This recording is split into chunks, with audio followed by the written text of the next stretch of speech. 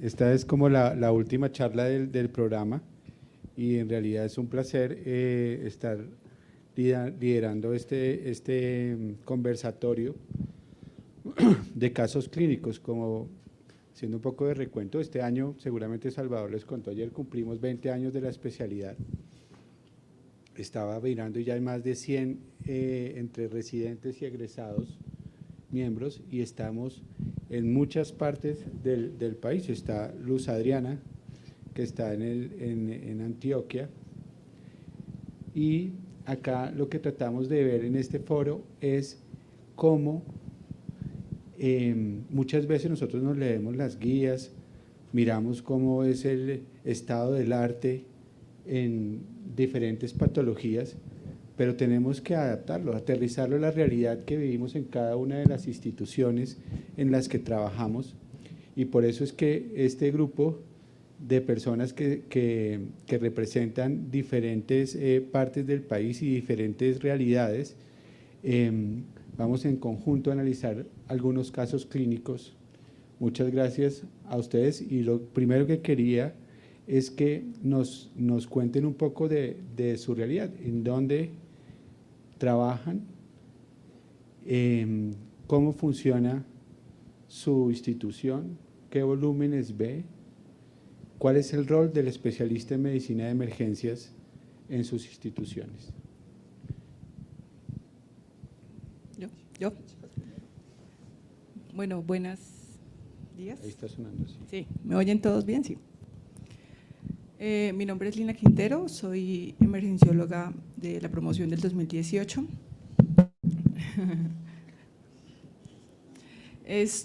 A los 2 días de graduarme ya estaba en Bucaramanga trabajando.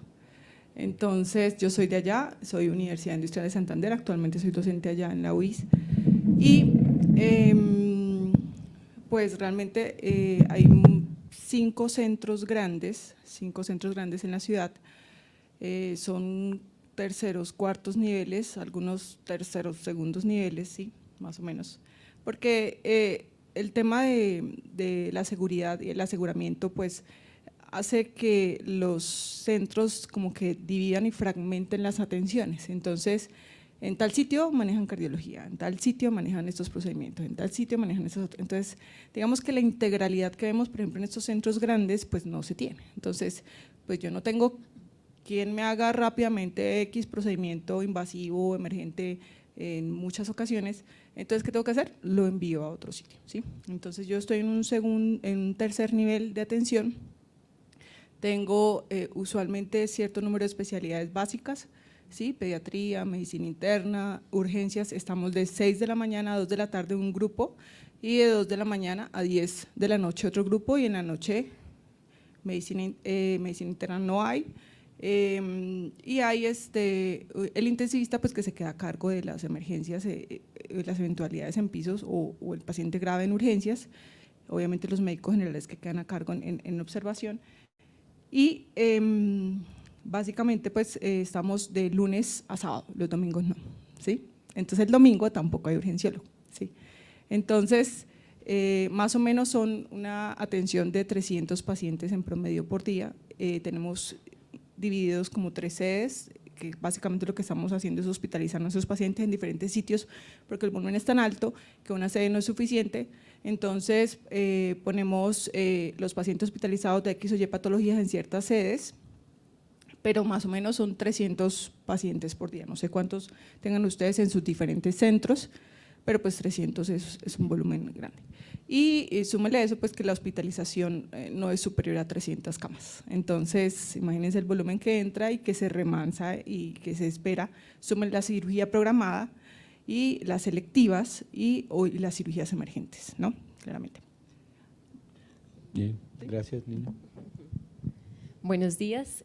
Primero quiero, pues, agradecerles la invitación. Hace rato no pisaba la Fundación Santa Fe, entonces se siente bien volver.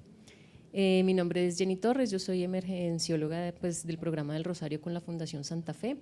Trabajo en el Hospital Universitario Mederi. Este es un complejo hospitalario. Nosotros contamos con 2 hospitales, uno que es el mayor, que es en el que trabajamos los emergenciólogos, y otra sede que es Barrios Unidos, que es un hospital de tercer nivel. Mederi Mayor es un hospital de cuarto nivel.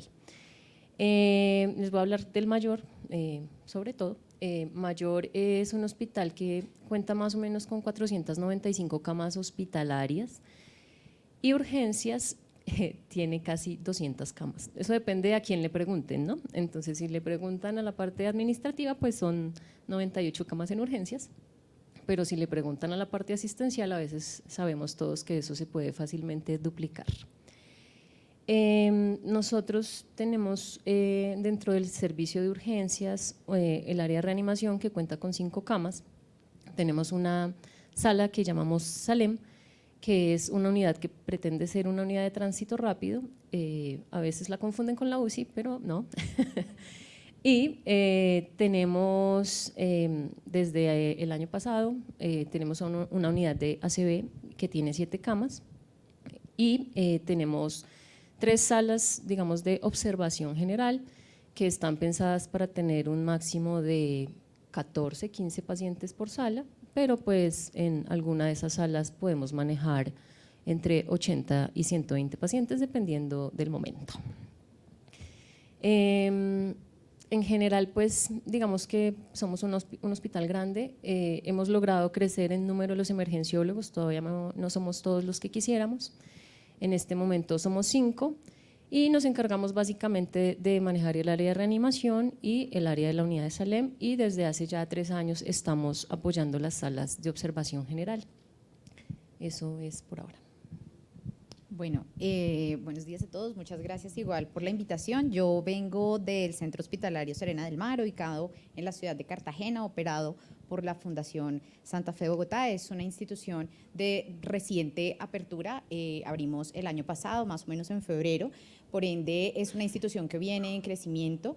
El año pasado en urgencias generales, incluyendo no solamente adultos, sino pediatría, ortopedia, gineco, se alcanzaron a ver casi entre 11.000, 12.000 pacientes en el año, y el crecimiento ha sido exponencial, en el que hemos duplicado e incluso en algunos meses triplicado el volumen que vimos el año pasado con la apertura. Actualmente estamos viendo alrededor de 4.100 pacientes que ingresan a urgencias, y de esos alrededor de 2.900 más o menos son adultos.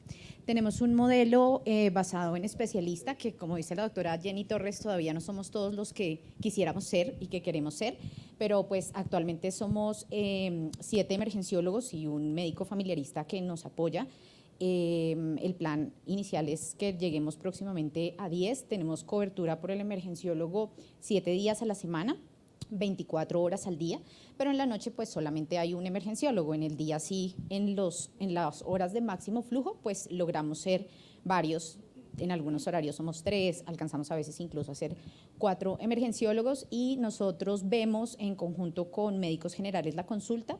La idea es que los emergenciólogos abarquemos todo el triage 1 y 2 y el mayor volumen del 3. Lo que pasa es que en nuestra institución el triaje 3 corresponde aproximadamente al 70% de nuestra consulta. Entonces aún pues no damos abasto para poder dar la atención solamente por emergenciólogos a este grupo de pacientes. Es una institución que en cuanto a camas hospitalarias no es tan robusta como Mederi, porque tenemos más o menos 155 camas hospitalarias, de esas 14 de unidad de cuidado intensivo, y habilitadas en urgencias son 24 camas, que por supuesto en días de alto flujo también nos duplicamos y los cubículos se vuelven dobles y pues exponencialmente nos duplicamos. ¿Qué puedo decirles de esta institución? Es una institución de cuarto nivel, muy completa. En Cartagena pasaba antes de la llegada de Serena del Mar lo que describe Lina en Bucaramanga. Hay muchos hospitales de segundo 2.5 nivel, 3.5 y ahí quedan. Algunos de ellos incluso no tienen habilitado servicio de urgencias, sino solamente hospitalización y prestan otros servicios, y la integralidad en los servicios probablemente no se daba en la mayoría de estas instituciones. Entonces había una institución que de pronto manejaba más los cardiovasculares, otra manejaba las urgencias de más baja complejidad, un par manejaban las medicinas prepagadas de Cartagena, otro pues el hospital universitario público grande que maneja de todo un poco Guerrero, y pues llegó Serena del Mar, donde contamos con un buen número de especialidades. Es una institución que, como les mencionaba, es de 4º nivel y sigue creciendo, y hemos aumentado la oferta de los servicios de especialidades y subespecialidades. Bueno, buenos días todavía. Mi nombre es Juan Carlos Ovalle. Como me presentaron, soy emergenciólogo de este programa y trabajo desde hace como 5 años en el Hospital Federico Lleras, Acosta de Ibagué. Este hospital, que está allí en la presentación, en la foto inferior derecha, es un hospital que es un hospital de 3er nivel, pero que cumple con funciones de 2º nivel. En nuestra ciudad no hay un hospital de 2º nivel que haga la atención de los pacientes del régimen subsidiado, por lo que nuestro hospital tiene que hacer la atención del 2º y 3er nivel de la ciudad y gran parte del departamento, con algunas cosas de 4º nivel. Somos un hospital que en camas parecieran muchas, son 411 camas hospitalarias que tenemos, pero de esas 159 son camas de cuidado intensivo, por lo que la oportunidad para que los pacientes lleguen a la hospitalización no es la que uno quisiera, y por lo que el servicio de urgencias permanentemente pues mantiene sobreocupado. Tenemos 48 cubículos de urgencias, es nuestra capacidad instalada en el servicio, y en este momento somos 2 especialistas en el servicio y damos cubrimiento de las 6 de la mañana a 2 de la tarde, 2 de la tarde, 10 de la noche, entre semana, y los fines de semana hacemos 12 horas de 7 a 7, los sábados, domingos y festivos. ¿Qué rol ejercemos en el servicio? Es un poco difícil contestar la pregunta, creo que intentamos hacer lo que podamos. Hacemos apoyo a la consulta, apoyo a los pacientes en observación. En nuestro servicio no tenemos otras especialidades permanentemente en el servicio.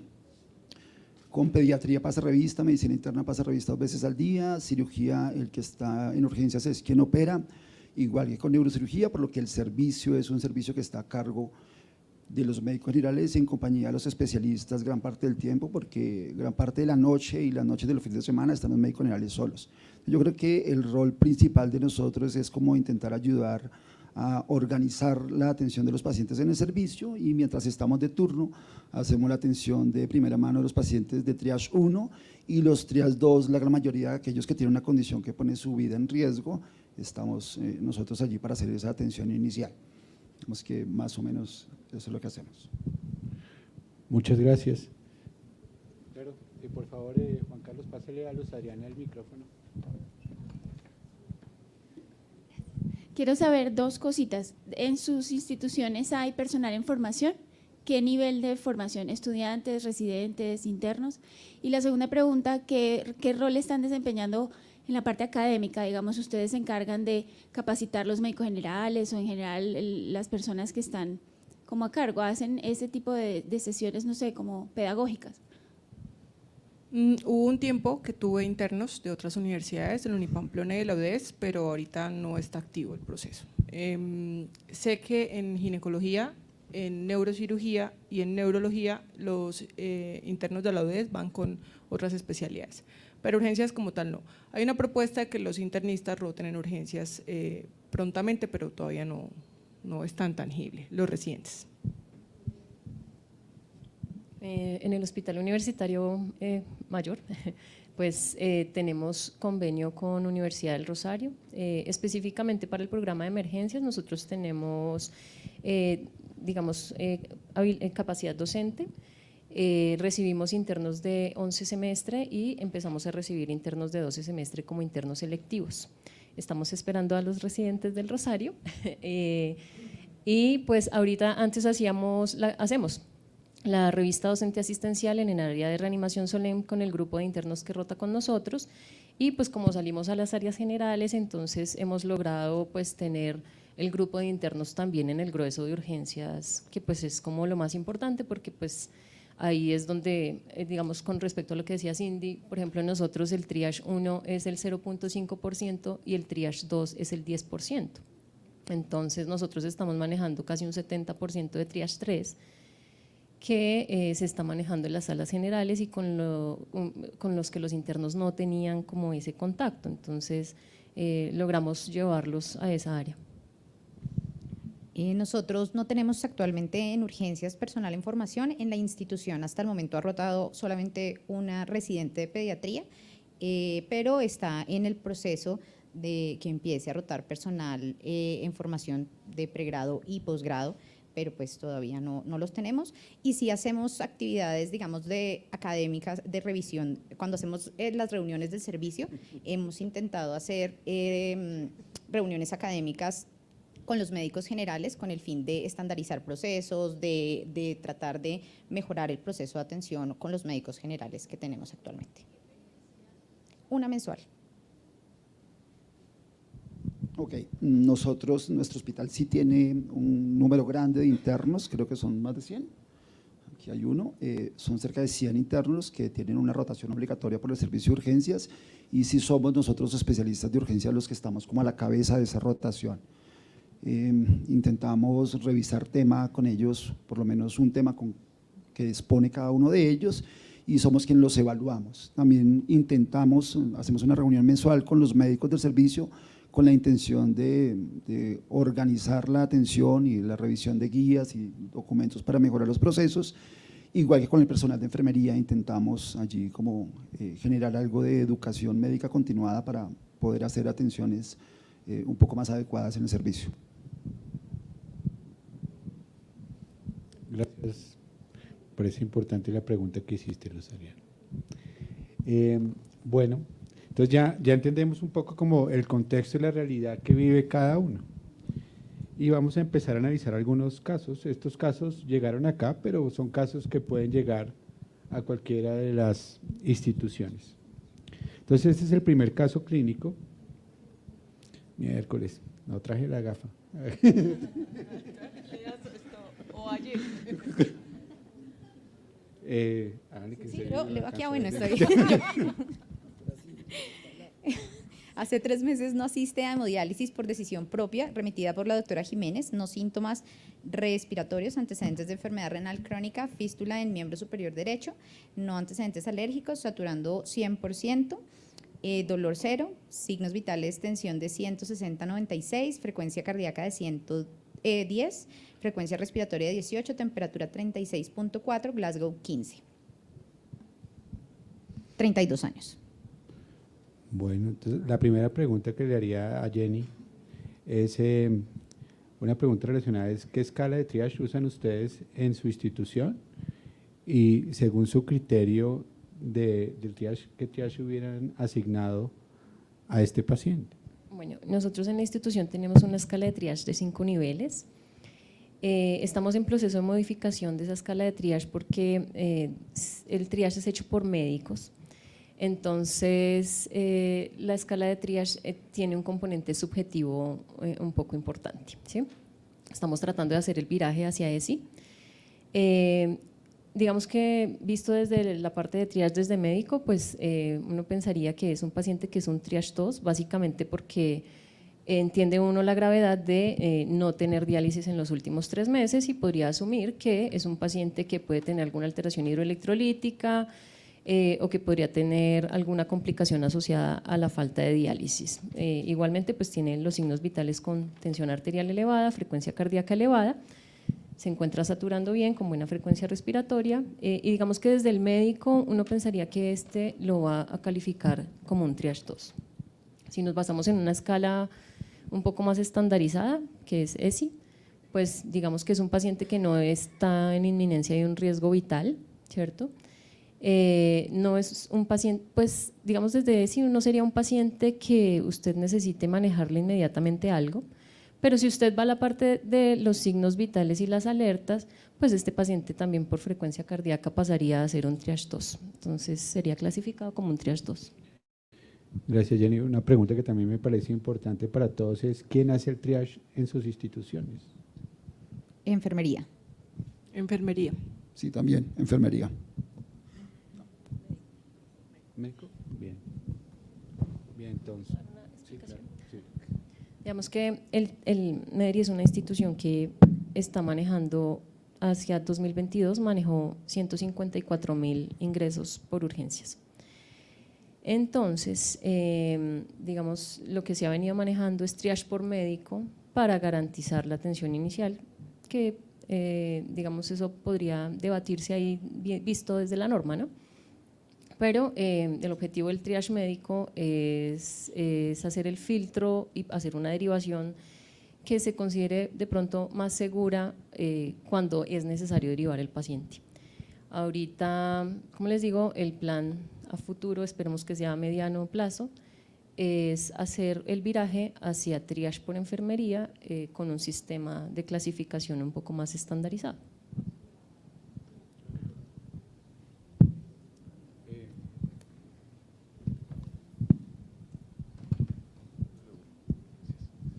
Gracias, qué pena les interrumpo. Quería preguntarle, doctora, ¿hace cuánto tiempo tiene ese modelo de triaje hecho por médico y si hay alguna medición respecto a cuál es la eficiencia comparada con otras instituciones donde tenemos enfermería? No solo costo efectivo, sino en cuanto a subtriaje y sobretriaje.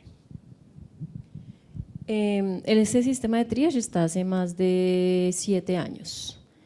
El hospital no se han hecho esas mediciones, o sea, digamos desde la parte de gestión y calidad se han hecho, digamos, las auditorías.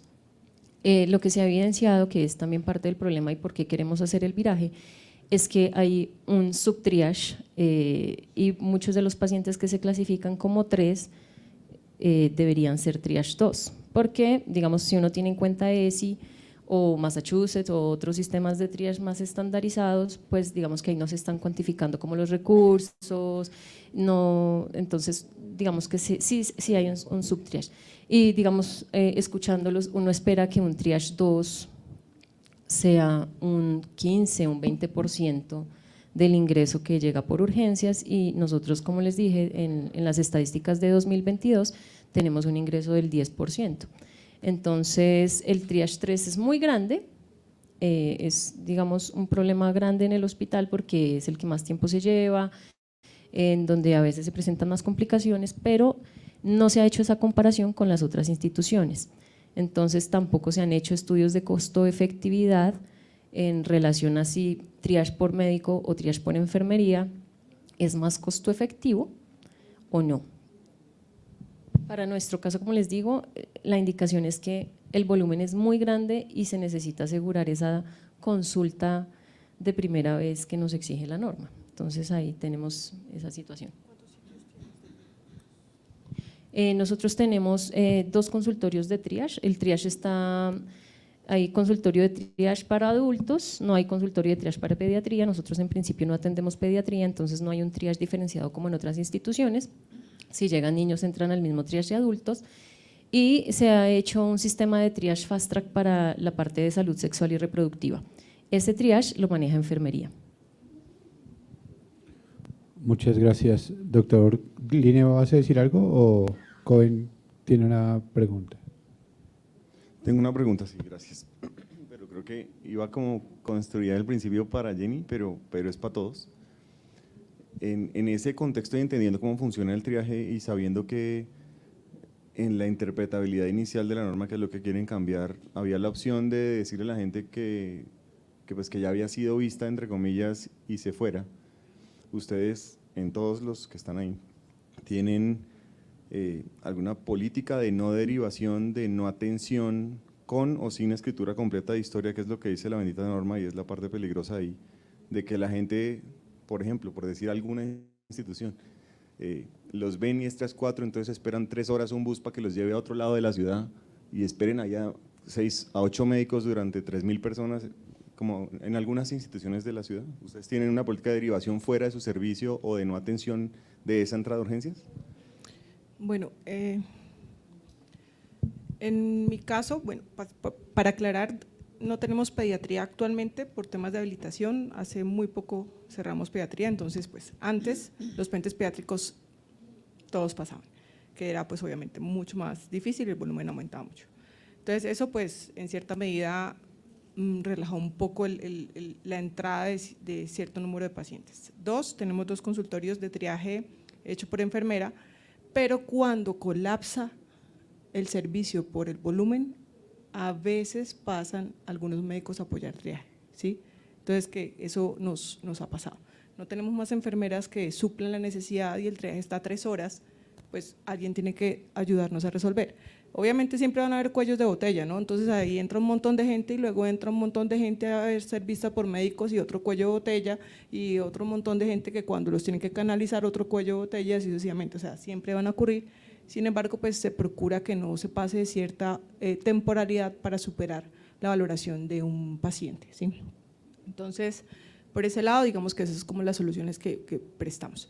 ¿Qué circunstancias se nos presentaban? Que es de pronto asocia un poco la pregunta del doctor Cohen, y es que a veces los médicos tendían a formular y a hacer examen físico en el triaje. Entonces, eso pues demoraba, obviamente ayudaba en cierta medida porque el paciente era visto por un médico, sí, pero digamos que salía incluso con formulaciones manuales, que eso puede pasar en muchas ocasiones, que es bastante peligroso, y adicionalmente pues digamos que no, ellos percibían la no necesidad de seguir un control, sí, valga la redundancia, en otra estancia.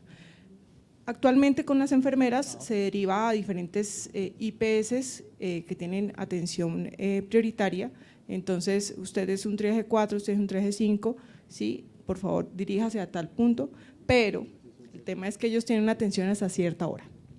Entonces una vez le dice a usted a las 6, 7 de la noche que tiene que ir a prioritaria a cierta hora, pues inmediatamente el paciente se tira del cólico que no tenía en el momento de llegar, sí, y adicionalmente pues también viene el escándalo, ¿sí? de ¿por qué no me atienden? Esto es una urgencia, me tengo que venir muriendo, que eso es una frase célebre, ¿sí? Entonces, tenemos bastantes dificultades con los tiempos de atención de muchas IPS de las prioritarias a las que no podemos derivar. Siempre tiene que estar escrito por un personal profesional, ¿sí? En este caso enfermera o jefe, lo que se encontró, lo que se documentó, los síntomas por los que vino y los signos, pues obviamente a los que se catalogan. Y en mi caso, pues también es uno de 5 niveles.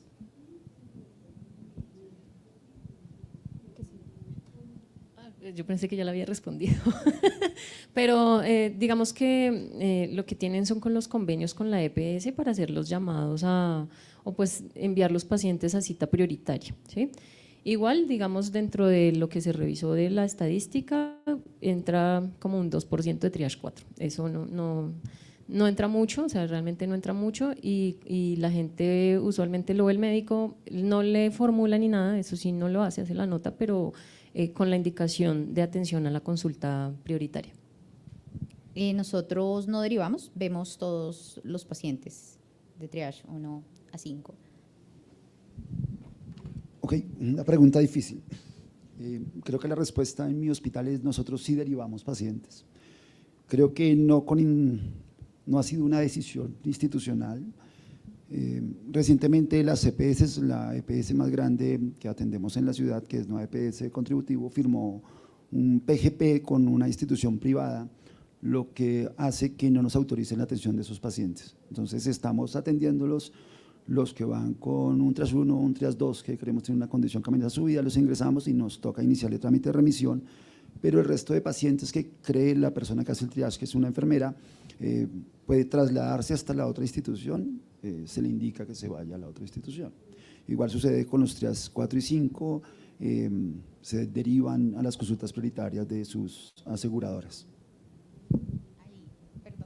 Una cosa, nosotros como política institucional no tenemos derivar pacientes, pero como le pasa a Juan Carlos, nosotros tenemos un problema con el sistema de seguridad social y los pacientes 4 y 5 tenemos grandes dificultades con el proceso de autorización de la atención de urgencias. Pero pues no es que nosotros lo derivemos, pero sí tenemos dificultades ahí.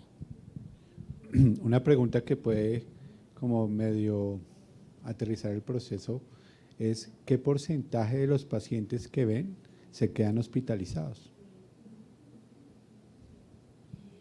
Bueno, ¿En piso o bueno, o sea… No, o sea, que usted le hizo una orden de hospitalización independientemente que se vaya de remisión o que lo subió a la UCI, o sea, que no dio egreso. Nosotros 12%. Sí, o sea, 12% de la consulta global que hacemos, de los pacientes que ingresan a urgencias se quedan hospitalizados, es decir, se quedan o porque se van para UCI o tienen piso o se van a operar, es decir, no pueden continuar su manejo ambulatoriamente. Yo podría decir que 1 de cada 5, tal vez, en las cuentas. 20%, ¿sí? Sí, probablemente porque pasa que es una de las cosas en las que pues también hemos tenido que hacer un continuo debriefing y de estar preparando porque hay mucha rotación de personal de enfermería y pasa que hay mucho error en la clasificación inicial. Entonces, se va el que no se debía ir y se queda el que probablemente debía sí coger camino. Entonces, el valor puede variar un poco dependiendo de, porque está el otro escenario que es el de la reconsulta, ¿sí? Entonces, cuando usted viene un paciente que se fue y reconsultó, pues a ese paciente no le puede decir vuélvase a ir, ¿sí? Ese paciente entra obviamente, entra a unas estadísticas y pues necesariamente tiene que ser visto por un médico o un especialista en simultáneo, ¿sí? Me duele el abdomen, le dieron salida y entró y pues muy seguramente es probable que lo vea un urgenciólogo o incluso llega a manos de un cirujano que le diga que su dolor no es quirúrgico. Entonces, puede variar el porcentaje de hospitalización y puede variar también el egreso un poco. Bueno, en nuestro caso, los que yo les comentaba de las estadísticas pues, del año pasado o de este año ya vamos 114.000 pacientes atendidos en lo que va del año. En ese porcentaje que pase efectivamente a consulta, o sea, todos los tipos de triage, alcanzan a pasar 76.000 pacientes y la resolutividad de consultorios, o sea, que de consulta se vayan para su casa es casi un 50%, o sea que el otro 50% se quedó en observación con líquidos o para necesidad de algún medicamento intravenoso o algún examen.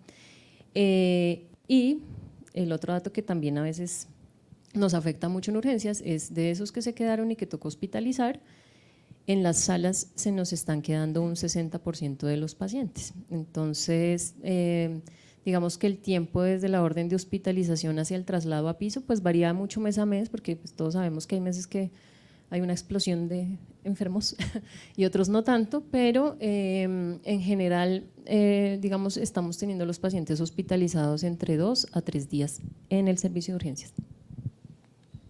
No sé, perdóname, antes de que avancen y si lo pueden incluir en su respuesta es el giro RIMAX, giro sillón, giro camilla, ¿sí? Y giro piso, que es otra de las cosas que dentro del escenario de hospitalización también está descrito en la literatura latinoamericana, ¿no?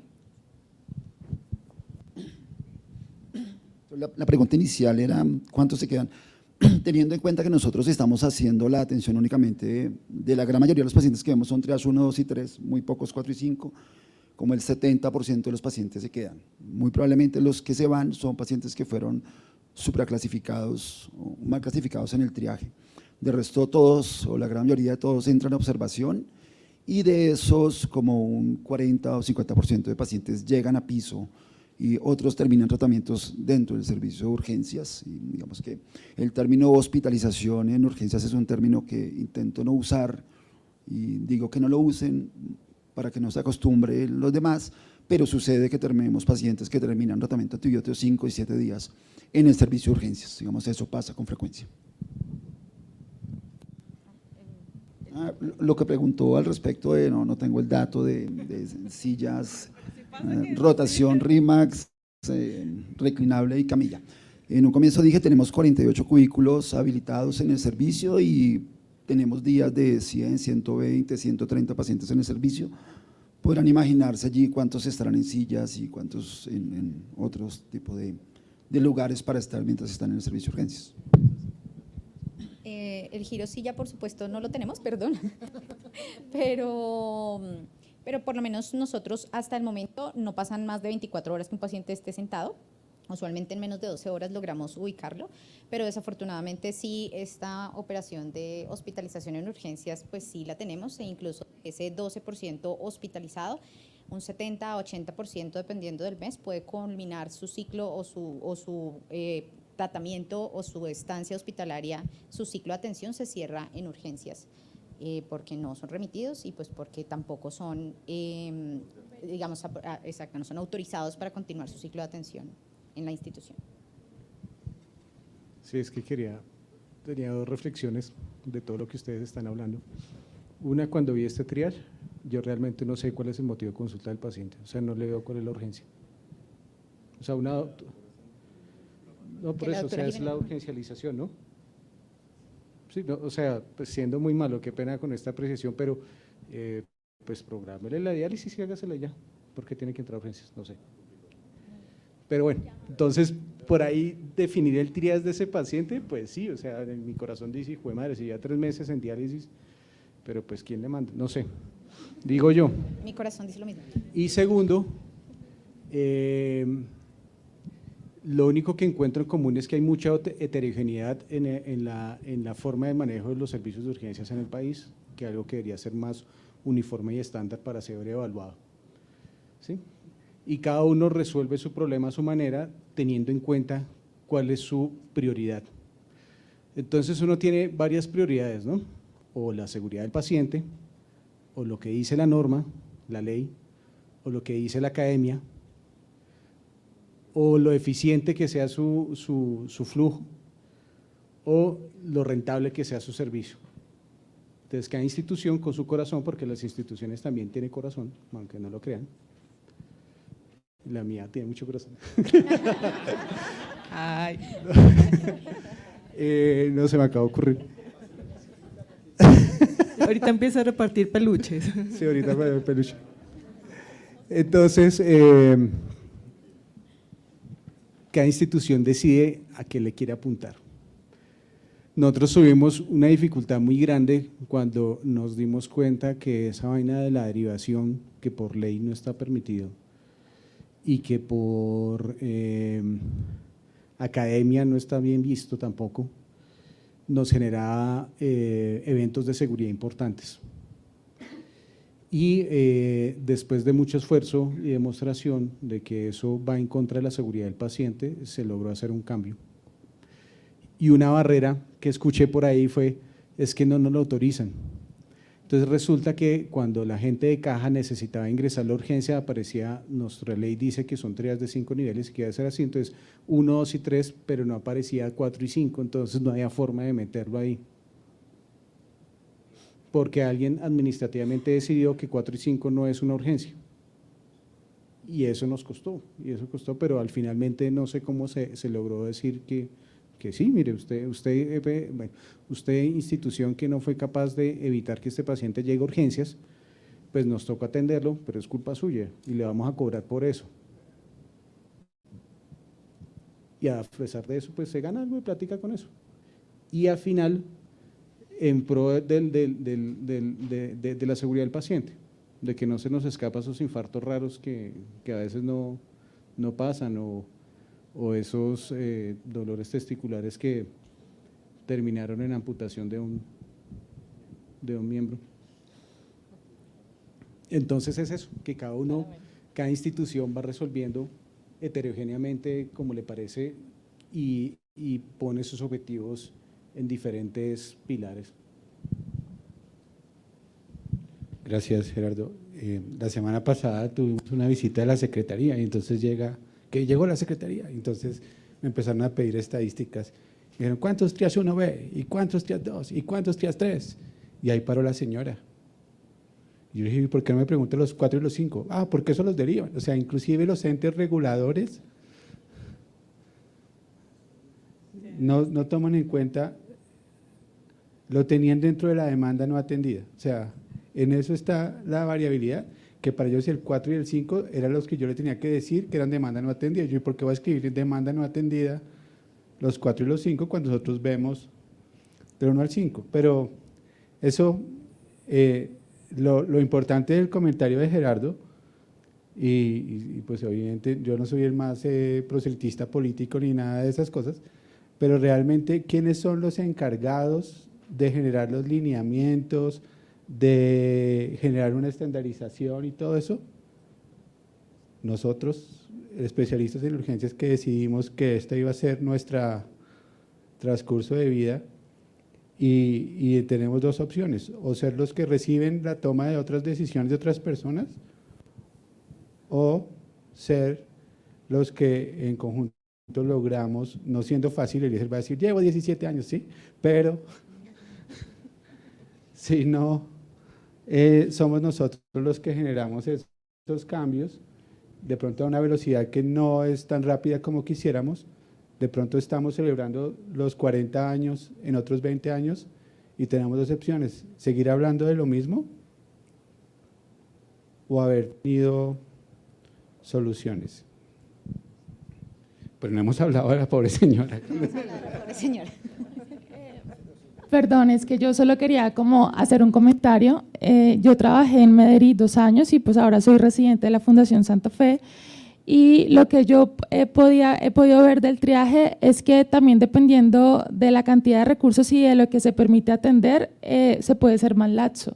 Porque, por ejemplo, acá hay muchísima consulta que es nivel 4 y es atendida. En cambio, en Medellín, que nivel 4 pues no era atendido, muchas veces uno a todos los que son nivel 4 los pone nivel 3 para atenderlos, y por eso es la mayoría de la consulta. Entonces, yo también pienso que la cantidad de triaje que se ve en cada institución también puede estar sesgada por lo que se atiende y por lo que uno le quiere dar de triaje al paciente. Gracias. Y eso es parte de lo que decía Gerardo. En Serena el 70% es triage 3 porque si no, no lo autorizan para el proceso de atención. Jenny. Yo creo que, pues como dice Juan Pablo, ahí tenemos un serio problema, ¿no? Porque efectivamente Gerardo tiene razón y en cada institución hacemos las cosas o como nos toca hacerla o como nos gusta hacerla, ¿cierto? Sin que, no sé si cuál sea la correcta, ¿no? O sea, no realmente… digamos ahorita que estamos nosotros en el proceso de cambio, nos hemos encontrado como muchos obstáculos para poder hacerlo, porque como les digo, el primer obstáculo es que triage 4 y 5 son 8.000 pacientes al año, ¿sí? Ese es el primero. O sea, si desde el punto de vista de seguridad uno se va a enfrentar a hacer ese cambio, pues tiene que saber que es un cambio que va a costar, y no solamente en términos de dinero, ¿no? O sea, porque necesitas tener 3 veces más el personal que tienes, ¿sí? La otra situación es que, digamos, históricamente las cosas se han hecho de cierta forma, ¿cierto? Entonces, como les digo, 7 años con el mismo triage, funciona bien o mal, no se mide, que es el otro problema que tenemos, nos quejamos pero no medimos y no corregimos, ¿sí? Y la resistencia al cambio porque, digamos, en nuestra institución, digamos, enfermería tiene un montón de cosas por hacer, tiene muchas responsabilidades, y cuando uno históricamente ha asumido la responsabilidad del triage, llegar a decirle al grupo de enfermería que ahora la van a asumir ellas es también otro reto, ¿cierto? Pero digamos, sí, dándonos cuenta de esto, que de pronto no hemos avanzado en el caso, pero pues sí avanzamos en el conocimiento de lo que implica que nosotros estemos en urgencias y que a 20 años de la especialidad sigamos quejándonos de lo mismo, ¿sí? Entonces es como un llamado de atención. Y digamos, yo a veces, pues si hace el triage el médico, lo hace la enfermera o lo hace un técnico o es un autotriage, digamos, de pronto eso no es el meollo como tal del asunto, sino que estandaricemos cómo queremos hacer las cosas, no solo porque a mí me gusta hacerlo así, sino porque hemos acordado, ya somos muchos, o sea, ya creo que podemos hacer consenso de acordar cómo deberían funcionar esas instancias. El otro sí para todos funciona igual, ¿no? Porque puede ser que para muchos sí funcione muy bien el triage médico y para muchos sí nos funcione bien el triage por enfermería, porque hay estudios que han comparado, ¿sí? Y han notado que la diferencia probablemente estaba en el sesgo del médico con la información que le suministra al paciente o pues con la consulta que hace en el momento, pero en general la clasificación es muy homogénea si se ciñen como a los lineamientos, ¿no?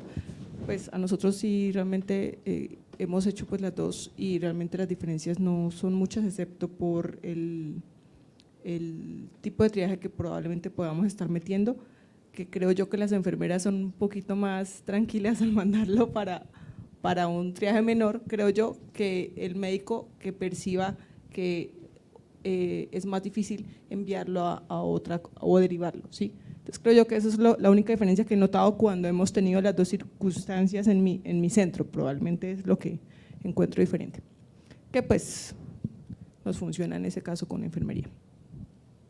Yo voy a decir algo con respecto a lo que dijo la doctora. Yo creo que uno de los problemas más grandes que tenemos nosotros, hablo de Colombia, es que intentamos que todo funcione para el sistema y entonces terminamos aplicando la clasificación de triage para que no me glosen la cuenta o para que me autoricen la atención. Entonces ese paciente que claramente era un triage 4, que clasificamos a un triage 3 para poderlo entrar, lo que estamos haciendo es torciendo la clasificación, que tiene un único objetivo y es que atendamos el paciente en el momento y en el lugar adecuado, pero terminamos modificándolo para eso. Entonces lo clasifico, lo sobreclasifico para poderlo atender y para evitarme probablemente, así como el caso, el tema de exposición del doctor Cohen, de tener que entrar en conflicto con el paciente y decirle que tiene que irse a su otro sitio donde lo van a atender. Entonces creo yo que es allí donde tenemos que trabajar, muy probablemente es en ser capaces de aplicar las cosas independiente de quién sea el pagador, quién sea el paciente y esas cosas. Mira que mi centro hizo lo que dijo Jenny, y es que no lo vemos acá, ustedes 4 o 5, váyase a este sitio de acá, de la misma clínica. Y realmente, costo efectivamente hablando, es muy complejo. Miren lo que pasa en Medellín, les quiero compartir la experiencia. Aquí hay personas en formación y quiero que quede el mensaje claro. Es antiético clasificar mal o diferente por una cosa administrativa, porque estamos poniendo en riesgo los otros 3, que sí son 3 que deben tener prioridad en la atención, porque caen en un bulto de gente y se diluye y se demora la atención del otro. Eso está mal. Entonces, y además se presta para que no se hagan soluciones. Entonces, en Medellín hay una cosa que se llama SIGA, no sé si saben eso. SIGA es un programa, SIGA con C. Fue inicialmente a nivel ciudad y ya lo han abierto al área metropolitana, pues como decir Chía, pues cosas aledañas. Usted va y si lo clasifican 4 o 5, incluso algunos 3, dependiendo de la EPS, la llevan a otra ventanilla, y la ventanilla, esto es una estrategia a nivel ciudad que se inventaron los paisas, que dice, bueno, ¿qué EPS eres tú? Bueno, yo soy Sanitas, listo, entonces Sanitas, aquí tengo a tu usuario, el señor Miguel, que quiere una consulta, y Sanitas le dice, listo, mándeme, son las 8 de la mañana, mándemelo a las 2 de la tarde, que tiene cita con mi médico general o con mi médico general de mi esto, a tal consultorio. Todos ganan. Mira, a mí se me desocupa la sala de espera. El paciente queda contento porque lo van a atender. La EPS gana porque yo salgo más cara. Todo lo que diga urgencia es mucho más costoso. Él ya tiene pago el arriendo, él ya tiene pago el médico general, él ya tiene todo eso pago. Entonces gana la EPS en plata, yo gano en que salgo de un paciente que no quiero atender por mi alto nivel de complejidad y el paciente es atendido. Entonces, si uno hace estrategias como cambiar el triaje para que no me lo glosen, entonces no se va a generar esa demanda no atendida que mueva una estrategia a nivel ciudad como esta, que empezó con las EPS solo las grandes. Luego, claro, hay unas que con Fachocó, Pascua, no, pero las grandes cada vez son más y cada vez el área cubierta es mucho mayor. Entonces, esa sería como una propuesta para acá. Yo quería apoyar lo que estaba diciendo Luza con otras 3 cosas que son para el personal de formación y para la gente que va a tomar, como diría mi amigo Norberto, la batuta de los jóvenes. Nosotros tenemos, un tema es lo que estamos haciendo de adaptarnos al sistema, conduce a unas estadísticas y una epidemiología falsa del sistema. Es nuestra responsabilidad.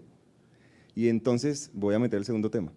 Cuando uno, con lo que estaba diciendo Gerardo, con un ventrículo o un septum, un pedazo de corazón de la institución, construye vías alternas que potencian la institución por su lonchera o por lo que quiera que lo haga, que hacen que el sistema produzca epidemiología y estadísticas falsas, va construyendo una historia que depende de la sostenibilidad de esa institución, con una muy mala, tercera parte, educación al público en el cambio cultural del buen uso de urgencias. Entonces, sopesar, lo entiendo perfectamente, llevo 17 años trabajando aquí, lo entiendo perfectamente y no estoy criticándolo, pero hay que saber el peso que incluye tomar decisiones con sostenibilidad pequeña, digamos, institución, versus control cultural y realidad respecto a la educación pública en cuanto a cuándo deben ir a urgencias o cuándo no. Y esa responsabilidad la tiene la especialidad, no estoy diciendo que es mía o que no es mía, es de la especialidad. que nace de un constructo en donde se necesitaba alguien que atendiera 24 horas todos los días a la gente con una urgencia que la ponía en peligro. Entonces, ¿construir eso lleva tiempo? Sí, pero si no lo hacemos en grupo y en equipo, y la sociedad a largo plazo, cuando yo esté de la edad de tatarabuela del doctor Jorge Mario, no va a haber una cultura de respeto hacia lo que logramos para la sociedad, y no va a haber representatividad de la especialidad, y entonces vamos a tener que construir una nueva solución. Esto fue la solución, que ya no está haciendo.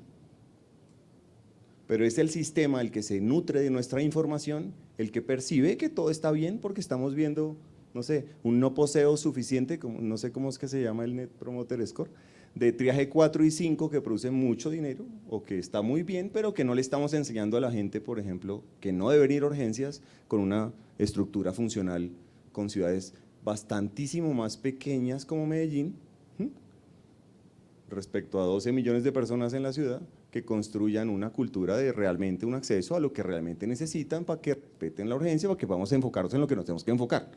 Pero antes de que esta especialidad existiera en Colombia, ya había problemas de uso del tercer nivel con cosas que deberían ir a un primero, y eso no se puede estructurar ni se va a poder hacer fácil sin una participación activa tipo político y tipo gestión, que entre otras, valga la pena aclarar, Norberto lo puede sustentar, fue muy activa en la toma de la decisión de que el país normalizase en esa época, gracias a Norbert y a Lucho, un ESI 5, que hay que poner con unos cortos de tiempo que creo ya pasaron, pero no estoy seguro, Jenny. Gerardo. Sí, que esa transformación cultural de la sociedad, y esa sociedad incluye los pacientes, como usted decía, y nosotros, claro. Mire, ahí está. Sí, o sea, es que fue enviado por el doctor tal porque no le hicieron, no le hicieron, no pudieran hacer la endoscopia, ¿sí? No accedió a la biopsia, no accedió a nosotros. Y también de las instituciones y la gobernabilidad y la parte administrativa de que usen bien el servicio de urgencias para lo que es. ¿Sí? Nosotros mismos nos urgenciamos. ¿Sí? Llega ahí, ¿cómo lo mando para la casa si tiene un cáncer y no sé qué? Pues si sabe que no le van a autorizar eso ambulatoriamente, entonces lo hace. Gracias. Vamos con la segunda diapositiva. Entonces, profundizando un poco en el caso de esta paciente, es una paciente de 26 años que con insuficiencia renal crónica en hemodiálisis desde 2020 y decidió hace 3 meses tomar medicación homeopática y suspender completamente su manejo médico. En ese momento está asintomática y en la revisión por sistema no tiene ningún síntoma adicional. Jenny, cuéntanos. Bueno, pues digamos que aquí, pues si el paciente está asintomático, pues entiende uno lo de la falta de diálisis, ¿cierto? Igual así ya el paciente entró por urgencias, entonces yo estoy de acuerdo con lo que dice Gerardo en cierta parte en que lleva 3 meses y debió enviarse a su unidad de diálisis a que lo dializaran, ¿sí? Es la vía fácil. El problema es que esa vía no se la están ofertando a los pacientes, ¿sí? Entonces, lastimosamente parte de nuestro problema es que tenemos que solventar ese problema que hay ahí. Entonces, aquí pues digamos ya en el abordaje del paciente, ingresándolo a reanimación, pues yo creo que lo primero es verificar que el paciente no tenga una condición de riesgo inminente para su salud. Tenemos que hacer un abordaje sistemático como en cualquier otro paciente de urgencias, un examen físico completo y pues con eso definir si el paciente necesita o no necesita otros recursos. ¿Qué le haría yo a este paciente si me lo ingresan de triage en la sala de reanimación? Creo que le hago una valoración, un ABCD rápido, le tomo unos gases arteriales con un POC de electrolitos y le hago una valoración ecográfica para verificar que efectivamente sus 3 meses de falta de diálisis no lo tienen en un riesgo inminente. Gracias. Vamos a ver un poco el examen físico. Bueno, los antecedentes ya los vimos. el antecedente de insuficiencia renal crónica, los medicamentos para insuficiencia renal crónica, pero no está en diálisis y está tomando medicación homeopática. Y este es el examen físico, que hay un punto importante y es que la fístula no está funcionando. De resto, pues los signos vitales está hipertensa, con frecuencias cardíacas con tendencia a la taquicardia respiratoria normal. Ese es el peso y la talla de la paciente. Los diagnósticos, pues creo que no tienen mucho ciencia: insuficiencia renal crónica, requerimiento de hemodiálisis, fístula tremolosa disfuncional. Y quería saber tú qué haces entonces con ese paciente, Jenny. Bueno, en este caso, si todo le sale normal, si no tiene 8 de potasio, pues en principio la terapia que requiere este paciente que está en una enfermedad renal crónica que simplemente no se ha dializado, pues uno pensaría que es llamar al nefrólogo y decirle, por favor, dialícelo. Ahora, la fístula arteriovenosa está disfuncionante, ¿sí? En Mederi tenemos la posibilidad de hacer terapias de salvamento de la fístula. Esas terapias de salvamento de la fístula se hacen en conjunto con radiología intervencionista. Se trataría de hacer la terapia de salvamento de la fístula para dializar al paciente y pues si no se logra el paso del catéter para la hemodiálisis. En mi caso, por ejemplo, el nefrólogo viene a cierta hora del día, no hay terapia de salvamento, ni radiología intervencionista, la hubo, en este momento no la hay. Entonces, si no se puede hacer nada con esa fístula, se deriva a un radiólogo intervencionista o la pasa al nefrólogo. Si es emergente, pues eventualmente lo hará el urgenciólogo o el emergenciólogo que esté de turno, guiado por ECO, ¿sí? Pero muchas veces esos pacientes no, digamos que no se pueden intervenir por el nefrólogo de forma así urgente, difícil, porque ellos tienen un horario de ronda, ¿no? De 6 a 9 de la mañana y fístula como los nefrólogos.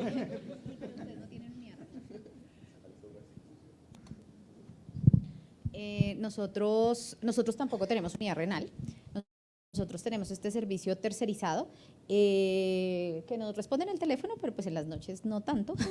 Entonces ahí el reto es, si no llegó muy tarde, mantenerlo vivo durante la noche, manejarle la hipercalemia y o la acidosis. Si de verdad está muy malo, pues ejercen vías de presión donde logran llegar. El radiólogo intervencionista, bendito sea mi Dios, vive bien cerquita al hospital y uno lo llama y va poniendo el catéter.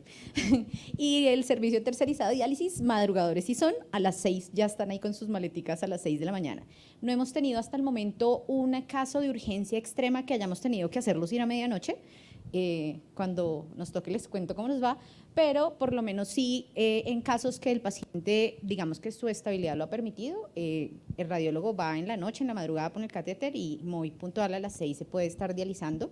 Idealmente uno no quisiera dializar estos pacientes en urgencias, por supuesto, pero si ya llegó a urgencias y se evidenció que está en acidosis con hipercalemia y tiene la indicación de diálisis, pues se hará orden de hospitalización a UCI para dializarlo arriba y si no hay cama en UCI, se dializa en urgencias y se le inicia trámite de remisión para que pueda ser llevado a su red prestadora y completar su tratamiento. Comparto la opinión de Gerardo de infelicidad cuando uno ve el triage y uno dice, bueno, ¿qué pasó acá? Y es, digamos que finalmente creo que las instituciones y nosotros como especialistas en urgencias tenemos que cada vez fortalecer un poco más esas vías alternas de ingreso institucional a servicios que otras especialidades consideran importantes, que no es urgencias, ¿sí? Entonces, si considera tan importante de pronto que ingrese por ahí, si va a hospitalización y se puede hospitalizar, y claro, ahí entonces dicen, no, pero es que no hay camas en la hospitalización, entonces entre por urgencias, pero pues en urgencias tampoco hay camas, entonces sigue siendo eso. Y pues digamos que si ya se cuantifica algo alterado, pues ya un paciente que no se dializa hace 3 meses y estaba taquicárdico, pues ya uno lo cogió y lo acogió con amor y le hará la vuelta completa hasta donde no sé si a ustedes les ha pasado pues en sus ciudades la migración de pacientes de EPS en EPS, ¿sí? Entonces, en esa migración pasa un paciente de una a otra, no voy a decir nombres, pues, y entre la pelota y la pelota y la pelota, el paciente va 3, 5, 6 meses, empezó de cero porque lo tiene que ver el electrofisiólogo, le dieron la cita y otros 3, 4 meses, y cuando llegó a urgencias, pues llegó obviamente en esto. Probablemente la señora no quería sino adherirse a sus gotas homeopáticas, pero en otros escenarios que nos pasan mucho a nosotros es que no tuvieron el acceso. Sencillamente entre el ping pong no hubo tal acceso. Eso es lo que nos ha pasado a nosotros muy a menudo. Ok, yo solo quiero decir que pues hasta el momento en este caso, bueno, se ha establecido la necesidad de una terapia dialítica urgente. Entonces, pero muy probablemente nos pasa lo mismo y terminamos urgencializándolo nuevamente, haciéndole la trampa a la norma o a lo que debería hacerse, y terminamos urgencializándolo y dializándolo de forma intrahospitalaria. En el hospital en donde yo trabajo, nosotros no dializamos en urgencias, no tenemos como, no se puede técnicamente por algo de la presión del agua. Además de urgencializarlos, tendríamos que usificarlo y llevarlo a la unidad de cuidado intensivo para ofrecerle la terapia dialítica si su condición clínica lo amerita, o sea, si necesita ser dializado de esa forma, y si no, pues se lleva a la unidad renal que tenemos en el hospital y se dializa al día siguiente. Una observación, en este caso, la paciente que se quería dializar en este evento, y dos, ¿por qué terminó en reanimación? ¿Qué criterios se tuvieron en este caso? Y finalmente, si la doctora Jiménez, quien fue quien la envió, va a estar disponible para venir a ponerle el catéter y dializarla, o como sucedió en alguna institución que tuvo un evento muy similar a este, con un evento adverso y un fallecimiento, es hacer las conexiones hidráulicas en urgencias y decirle al emergenciólogo: usted tiene que poner el Majorcar y usted tiene que iniciar la diálisis cuando tengo nefrólogo disponible. Entonces, en este caso, la señora pues llevaba ya 2 años de diálisis 3 veces a la semana, y llegó un momento que dijo: ya estoy aburrida de esto. Una amiga me dijo que estas goticas me servían y suspendió todo, pero ella pues no se quería morir, o sea, ella estaba buscando un tratamiento diferente que no implicara 3 veces a la semana, 4 horas al día, estar conectada a una máquina de diálisis. Y eso fue lo que la llevó a eso, pero no había una voluntad anticipada de no quiero que me dialicen, yo me quiero morir, ¿sí? Como ven ustedes en los antecedentes, tenía un hijo de 2 años, 26 años, o sea, no es un caso que perfectamente hubiera podido también tomar la decisión de no hacerse nada, pero ella sí quería vivir. Lo que pasa es que escogió la ruta difícil. Entonces, le pedimos todo esto, ¿sí? Y este es el electro de ingreso. ¿Qué opina Oscar Emilson Silva del electro? Sí, Gerardo.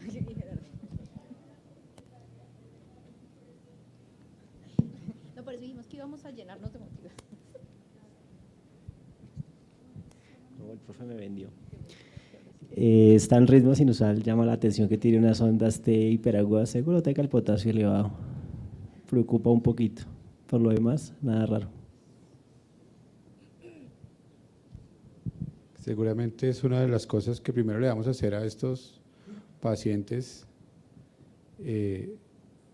Y esta es la placa, y estos son los paraclínicos, ahí están los gases, los electrolitos, que sorprendentemente como que la terapia homeopática tampoco era así tan terrible, ahí estaban en 5.3 después de 3 meses sin diálisis. Sí. Sí. Pero evidentemente tenía una acidosis metabólica severa, y finalmente la paciente fue dializada y retomó su diálisis 3 veces a la semana y entró a la lista de trasplantes, que es el otro punto que también a veces es difícil para estos usuarios lograr un trasplante de manera oportuna y que puede ser realmente un cambio radical en la calidad de vida de estos pacientes. ¿En sus instituciones trasplantan? En mi institución no y en mi ciudad no. Cartagena no tiene un centro trasplantador por ahora. Lo que se trasplanta en la costa se trasplanta en Medellín, en Bogotá y algunas cosas en Barranquilla. Bueno, en Cali también. Ok, no, en el hospital no se hace trasplante, en Ibagué trasplanta la clínica Vidanti, creo que es solo riñón. En el hospital tenemos trasplante renal, pero no tenemos otro tipo de trasplante. En la ciudad hay la Fundación Cardiovascular, la Foscal, traen gente de afuera para trasplante de todo tipo, pero en mi clínica no. Bien, muchas gracias. El segundo caso. Entonces, este es un paciente de 64 años con dolor abdominal de 24 horas de evolución, de posiciones melénicas, hematemesis, palidez facial, diaforesis, mareo, tiene diabetes y por los pandemia que acabamos de vivir, pues siempre preguntamos desde el triage por síntomas respiratorios. Tiene 160 de tensión, 87 de cardíaca, respiratoria de 20 y pues lo clasificaron triage 2, pero es que me había faltado una pregunta del caso previo y es cuando estamos así 2 de la mañana, el nefrólogo no contesta, ¿ustedes qué estrategias tienen para manejarlo como emergenciólogos mientras pasan esas 4, 6, 8 horas? ¿Tienen de todo o solo algunas herramientas para sostenerlo mientras tiene el tratamiento definitivo, que definitivamente será la diálisis en el caso previo? Bueno, en el hospital contamos con el servicio de nefrología hasta las 10 de la noche. Pero pues si uno hace el llamado al grupo de nefrología, pues llegan, ¿sí? Usualmente no necesitamos pasar un paciente a UCI para iniciar una terapia dialítica. Incluso podemos dializar en urgencias, la unidad renal está en urgencias y tenemos punto de agua por si el paciente está muy inestable para trasladarlo a la unidad, nosotros contamos con eso. Los catéteres los ponemos nosotros con guía ecográfica, radiología intervencionista no está en las noches, pero podría estar a llamado, pero realmente nosotros hacemos todo lo que sea intervención, digamos, urgente del paciente, estamos en capacidad de hacerlo.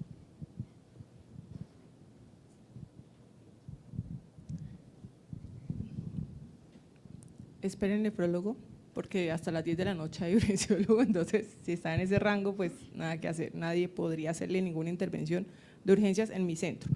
Ahora, el volumen de pacientes en observación, hospitalización, o sea, entre el mix, el que está esperando, el que está observando y el que está hospitalizado en urgencias, puede llegar a ser hasta de 70 pacientes con una capacidad instalada en camillas no superior a 25 o 28 camillas.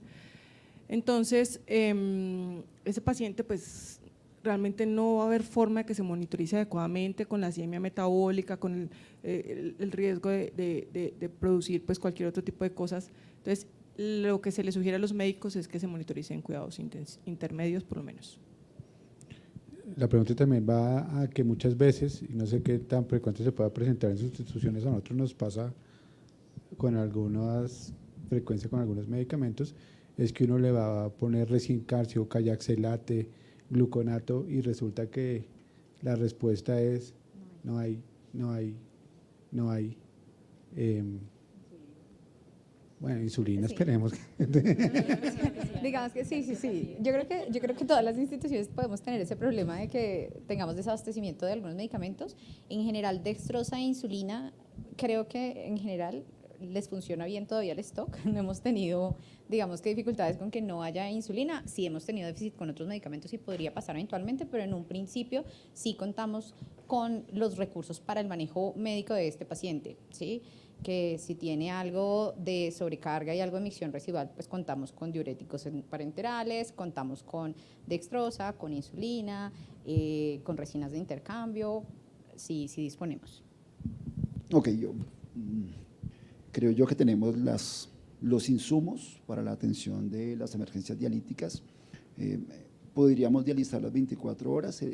La unidad renal que hay en el hospital cuenta con, además del nefrólogo, con médicos entrenados en accesos vasculares. Si no es posible que lo ponga el intervencionista o nosotros en el servicio de urgencias, el médico de la unidad renal hace el acceso vascular y pues desplazan la máquina y dializan el paciente en la unidad de cuidado intensivo donde llegue. Como les conté, tenemos un montón de camas de cuidado intensivo, son como 158, 159 camas de cuidado intensivo, y tenemos oportunidad para trasladar a los pacientes a las UCIs. Es mucho más fácil llegar a la UCI que a una cama hospitalaria. Entonces no tenemos dificultades con insumos para la atención de estos pacientes. Yo quisiera aclarar, ¿no? Yo, digamos, en el contexto de que verdad esté la urgencia dialítica, ¿sí? Con este paciente en particular, pues uno, digamos, no necesitaría desplegar tanto recurso en un primer momento, ¿no? Eso también tenemos que tenerlo claro, porque de pronto nos vamos con la idea de que llega este paciente y entonces todos corremos a ponerle un catéter y pues tal vez no. De pronto este paciente que es crónico, que tiene mayor tolerancia a la acidemia, a la acidosis, mayor tolerancia a niveles de potasio altos, pues de pronto no voy a desplegar el traslado a UCI o no voy a desplegar, pues ponerle un Majorcar en el servicio de urgencias. Entonces pues creo que a veces sí nos vamos muy de la guía, pero no individualizamos los casos y terminamos sobreactuándonos un poco con algunos pacientes que de pronto no necesariamente lo necesitan, ¿sí? O sea, tampoco lo va a mandar para la casa, dado el electro, ¿cierto? Pero de pronto este paciente particular en este momento no necesita desplegar tanto recurso ni técnico ni de personal entrenado. Digamos que ahí estoy de acuerdo parcialmente. ¿En qué sentido? En que de acuerdo que no todo el que llega sin diálisis a urgencias tiene una urgencia dialítica, ¿sí? O sea, el que está respirando 40 por minuto de la acidosis y está con bicarbonato que no se mide I9, pues es una emergencia y todos los recursos de la institución deberían desplegarse para garantizar la diálisis inmediata, sea en la unidad renal, en las instituciones que disponen de ello, o en urgencias, en donde lo pueden hacer. En mi institución en particular, sí la trasladaríamos a UCI para poder dializarla por el espacio o la capacidad instalada que tenemos limitada, y pues que en un principio nosotros no tenemos unidad renal, ¿sí? O sea, si yo tengo habilitada la unidad renal, digo, listo, mañana temprano te pasan con tu fístula si se logra salvar, o te pasan el catéter y te llevan a la unidad renal. Pero en nuestro caso particular, que no contamos con una unidad renal y que los procesos de remisión pueden prolongarse una semana y puede no garantizarse la diálisis de este paciente en las siguientes 24 horas, pues probablemente para nosotros como institución y por seguridad del paciente, considerando que a pesar de que no esté en riesgo vital inmediato, pues sí tiene una acidosis metabólica con un potasio que miren que no está tan alto, 5,3, la pasaríamos a UCI más por el tema técnico de no tener un paciente dializado que nos bloquea una cama, porque a nosotros nos toca dializarlo en la unidad de trauma o en la única cama de aislamiento que tenemos, porque por temas de presión de agua y de infraestructura no se puede dializar en ningún otro lado de la institución. Entonces, en nuestra institución en particular, si hay cama disponible en la unidad de cuidado intensivo, lo subimos y lo dializamos en la UCI, que obviamente puede que ya después de la diálisis quede perfecto y se pueda ir, maravilloso. A veces cuando no hay cama, claro, lo dializamos en urgencias y 3 doritos después para clínicos de control, si está mejor, pues se va para la casa a continuar su proceso de diálisis. Entonces, eso puede ser relativo. Pues entiendo, muchos son líderes o dirigen sus respectivos departamentos de urgencia.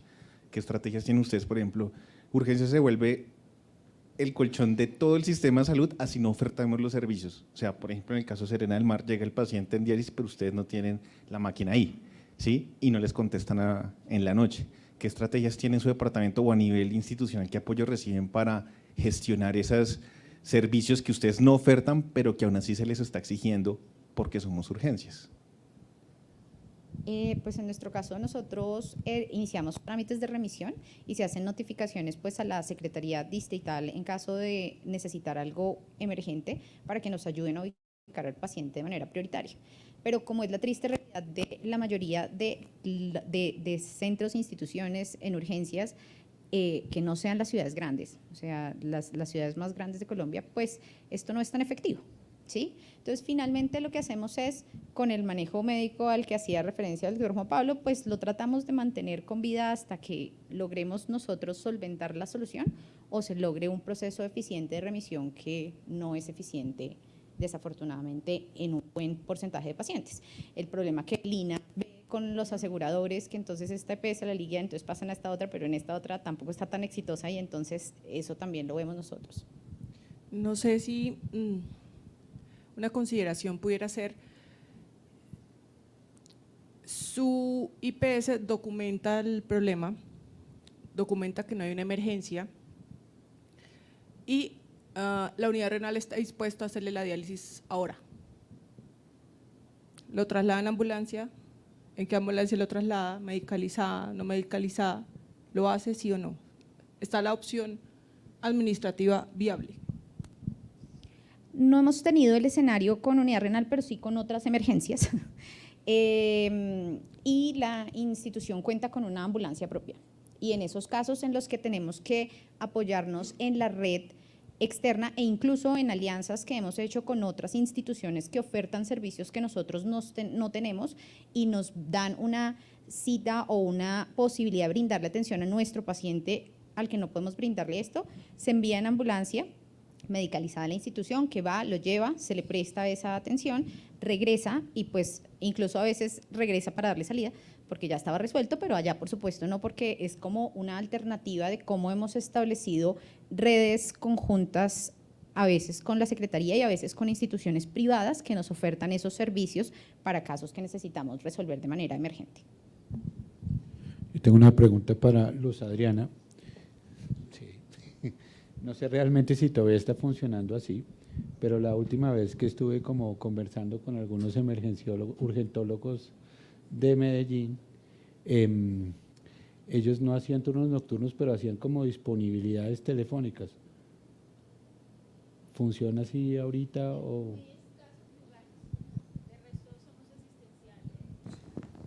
En muy escasos lugares todavía está ese modelo, pero cada vez estamos virando más a que estamos presenciales todo el tiempo.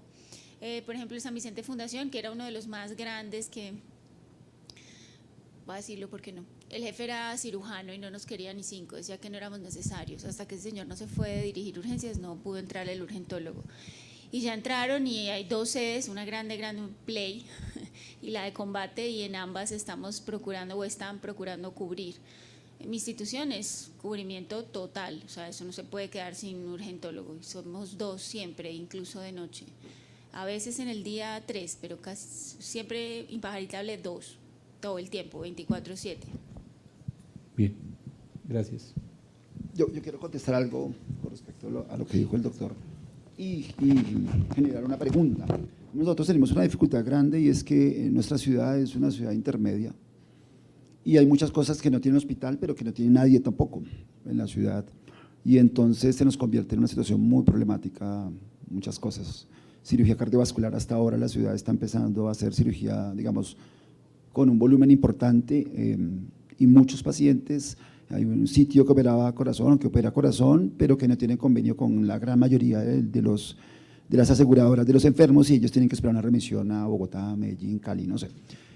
Y cuando tenemos urgencias de este tipo tenemos una dificultad muy seria y muchas veces los pacientes terminan con un desenlace bien desafortunado porque no tuvo la oportunidad de llegar a ningún lado. Nosotros lo que hacemos es que tan pronto llega el paciente le contamos que no tenemos el recurso que él necesita para resolver su situación. Algunos toman la decisión de irse a otra institución y consultar en otro lugar donde puedan resolverle, y si no es así, pues iniciamos un trámite de remisión a través de ese asegurador y eso puede demorarse un montón de tiempo. Y probablemente nuestro centro regulador departamental no tiene la posibilidad de ayudarnos a resolver entre departamentos esta situación y se genera allí una situación muy difícil. La pregunta que quiero lanzar allí a quien pueda ayudarme es: ¿Qué piensan ustedes de eso que llaman traslados primarios o traslados secundarios o terciarios o traslados emergentes en esas condiciones? Porque es una cosa que yo estoy en contra de que se hagan hacia mi institución y que estoy súper en contra de hacer desde mi servicio hacia otros lugares, de sacarme un paciente que sé que necesita una intervención para salvarle la vida, que no tengo cómo, y traerlo y llevarlo a otro sitio de esa forma sin una aceptación formal. ¿Con centro regulador? ¿Tienes centro regulador? Sí, pero no hay solución normalmente en el centro regulador.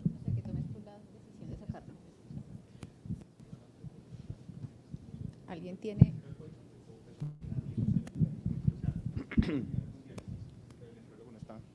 Sí, el nefrólogo no está la máquina, pero aún así el imaginario es que urgencias resuelve todo.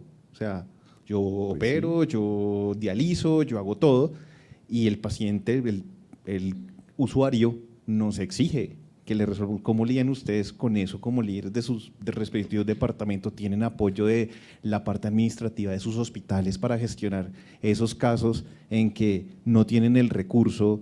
Y lo otro es, ¿cómo lidian ustedes personalmente cuando se enfrentan a un paciente que saben que, o sea, que no le pueden resolver a pesar de que el paciente espera que sí sea?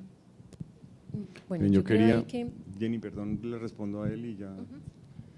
Quería pues como acotar de forma importante que en el mismo contexto de la pregunta tuya, Juan, es que si el registro clínico, ya me pasó una vez, si el registro clínico dice remisión no aceptada, está fallando el registro clínico y deriva en problemas importantes médico-legales para las instituciones y los médicos. O sea, en ese tema, en esa pregunta específica, los traslados primarios existen y están en las normas como traslados de salvamento de vidas y en situaciones emergentes, pero no para situaciones que tú no tienes como hospital, o sea, son solamente de casa a primer nivel y de primer nivel en adelante hacia alto, pero cualquier segundo nivel, 1.5, ¿sí? Cualquier cosa que no sea primer nivel o casa, que llegue sin ser aceptada a una institución mayor, es un traslado no aceptado y no debería escribirse remisión, porque remisión significa que fue referenciado y que hizo dentro del sistema y que se pidió la referencia y uno lo aceptó y alguien lo mandó. Todavía en las más expertas tenemos ajustes que hacer para que no sea no sé, por decir algo, un neurólogo que desde su casa, viendo Netflix, dice no, que la reciban por urgencias. Eso debe trasladarse hacia que urgencias, que es el que conoce la presión, acepte o no acepte los casos. Si cualquier especialidad quiere recibir pacientes en sus pisos y hacerles el ingreso, bienvenidos, pero pues en urgencias no lo deberían controlar nadie que no fuera el que está a turno y coordinando el turno para saber que no puede recibir a nadie si está lleno. Y es el apoyo institucional del mismo sistema que disfunciona porque no le ofrecemos esa información y no hacemos la estadística que nos comprometeríamos a hacer, el que debe decir cómo hacen convenios entre el Centro Regulador de Urgencias y Emergencias de Bogotá para recibirle a Ibagué ese paciente que tú necesitas, pero todo eso se apaga después de las 5 de la tarde, aquí todo se apaga después de las 5 de la tarde y entonces es urgencias el que crónicamente sigue resolviendo las cosas y después no reporta, no queja y no hace nada por 1000 vainas, egos institucionales, plata, convenios, no demostrar que no tenemos o cómo podemos hacer las cosas, pero todo eso para un sistema de bienestar público debería haberse hecho hace 30 años. Yo quería, no, mentira, Jenny, que hay como dos preguntas en el ambiente, ¿sí? Una es la tuya, de cómo hacemos para lidiar con que nos quieran dejar toda la responsabilidad donde no hay nadie más en el hospital. Eso lo vivimos por mucho tiempo, ¿cierto? O sea, en alguna época dializábamos en urgencias, montábamos filtros en urgencias, o sea, pero pues digamos que hay una situación en la que algunos emergenciólogos, por nuestra forma de ser, también pretendemos hacer todo. Y digamos que nos dedicamos a ceder ese espacio, ¿sí? O sea, como no, listo, no está el nefrólogo, entonces yo le pongo el Majorca, yo lo dializo, yo le monto la sesión, yo le hago, me falta hacer cateterismo, ¿sí? Entonces creo que nosotros también como emergenciólogos y como líderes de los servicios tenemos que empezar a hacer acuerdos, ¿sí? Solemos pelear mucho y no está a nuestro beneficio. Yo ya he pasado por todas las fases, ¿no? Yo ya pasé de la fase de que no, yo lo hago y yo lo salvo, a la fase de, venga, realmente técnicamente no es mi responsabilidad, a decir, oiga, y pelear, ¿cierto? Y a decir, venga, voy a hablar con el nefrólogo, venga, doctor tal, tenemos este inconveniente, está pasando esto, quién debería hacerlo, quién no debería hacerlo, pongamos estos límites. Obviamente todo eso va de la mano con el apoyo administrativo, ¿sí? En una época teníamos un problema gigante con los traslados primarios, incluso desde nuestra institución.